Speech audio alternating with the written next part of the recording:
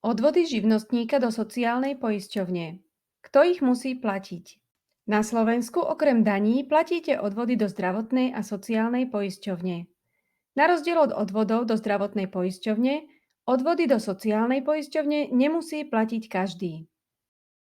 V tomto videu si povieme, ako zistíte, či musíte platiť odvody do sociálnej poisťovne, ak ste živnostník, akú sumu musíte sledovať, ako dlho nemusíte platiť, kedy sa vám oplatí podať daňové priznanie čo najneskôr alebo naopak čo najskôr, aké sú vaše povinnosti pri vzniku alebo zániku živnosti či jej prerušení.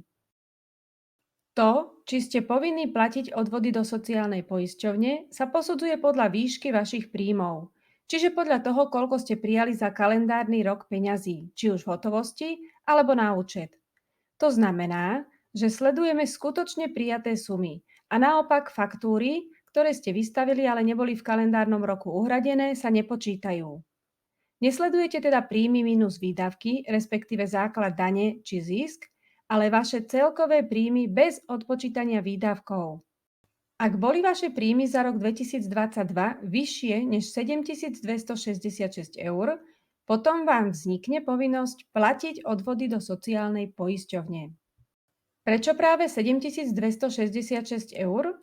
Je to suma, ktorá sa každý rok mení, pretože sa vypočítava z priemernej mesačnej mzdy, ktorá sa tiež každý rok mení, respektíve zvyšuje.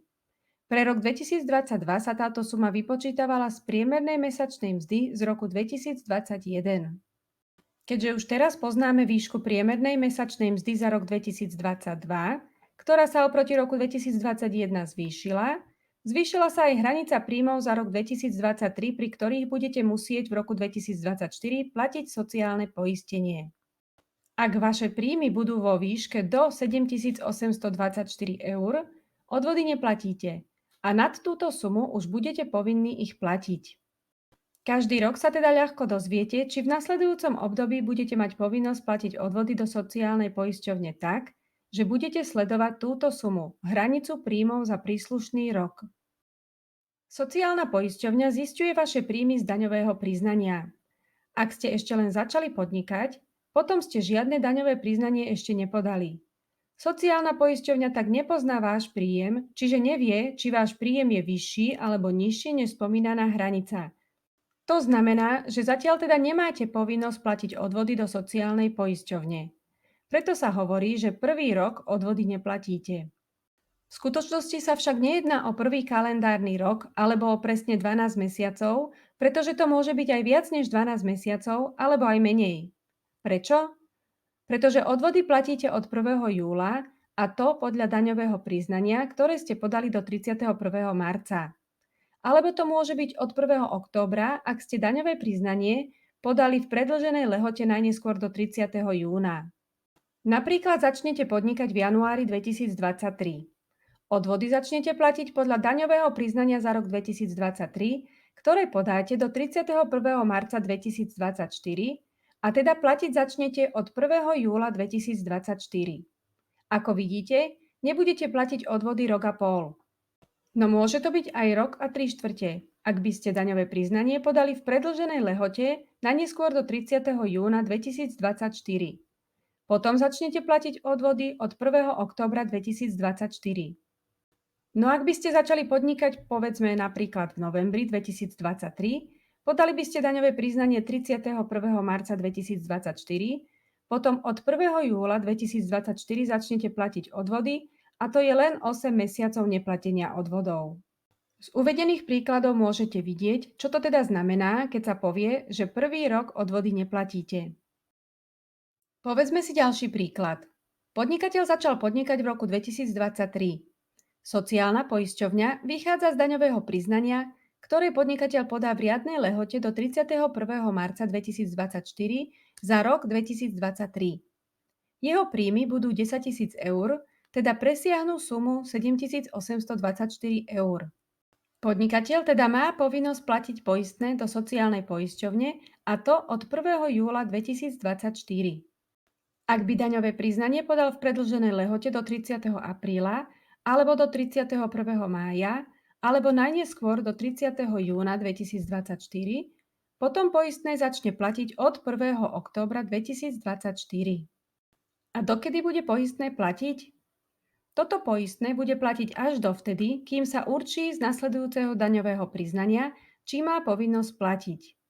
Ak jeho príjem za rok 2024 nepresiahne sumu, ktorá bude stanovená na príslušný kalendárny rok, čiže nemusí v ďalšom období platiť, potom bude platiť do 30. júna 2025, ak daňové priznanie za rok 2024 podá v riadnom termíne, alebo do 30. septembra 2025, ak ho podá v predĺženej lehote najneskôr do 30. júna 2025.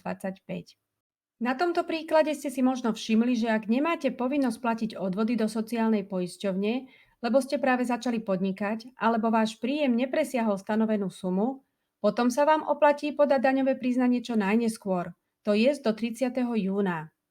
A ak platíte odvody do sociálnej poisťovne a viete, že ďalší rok ste túto sumu nepresiahli a teda už nebudete musieť platiť, alebo budete musieť platiť nižšiu čiastku, ako platíte doteraz, potom podajte daňové priznanie čo najskôr, to je v riadnom termíne do 31. marca.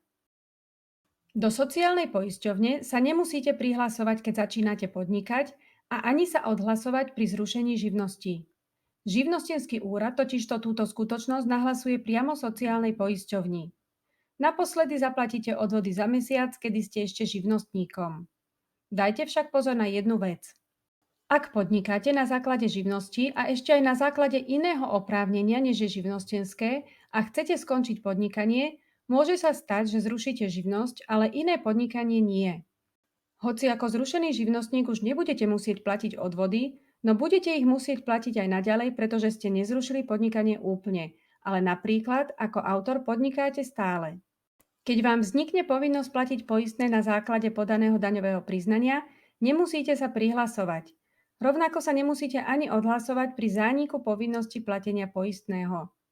Sociálna poisťovňa sa tieto informácie dozvie z vášho daňového priznania, ktoré jej poskytne daňový úrad. Naopak, vznik alebo zánik povinnosti platiť poistné vám oznámi sociálna poisťovňa do 20 dní od jej vzniku alebo zániku. Oznámenie vám pošle do elektronickej schránky, ak ju máte aktivovanú, alebo poštou. Pozor! Pozastavenie, respektíve prerušenie živnosti, ste ale povinní nahlásiť sociálnej poisťovni do 30 dní. Na záver by som ešte rada povedala, že poistenie do sociálnej poisťovne si môžete platiť aj keď nemusíte. Ide o tzv. Dobrovoľné poistenie.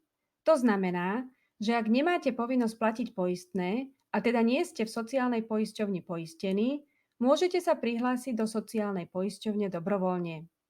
Viac o tom, kto sa môže dobrovoľne poistiť, aké dobrovoľné poistenie si môžete platiť, aké výhody vám z toho plynú, ako sa prihlásiť a odhlásiť a ďalšie dôležité informácie si môžete pozrieť vo videu Dobrovoľné poistenie do sociálnej poisťovne.